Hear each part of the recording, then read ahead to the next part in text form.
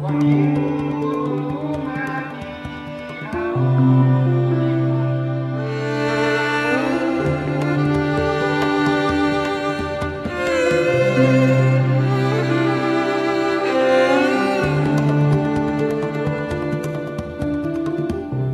үчүн салып берсе болмок.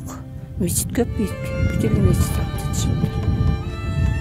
Мен ошентип ойлойм, балдарга спортзал керек дагы.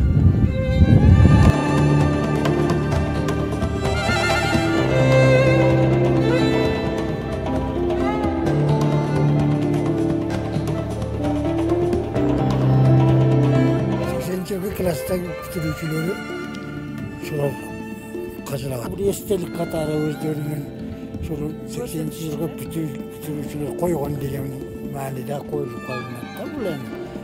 Негизги максат сооп үчүн. Сооптуу иш кылыш үчүн ана масжидке коюп койсо ошол соо тиет да ошол балдарга. Ошол үчүн ушуну куруп атат да.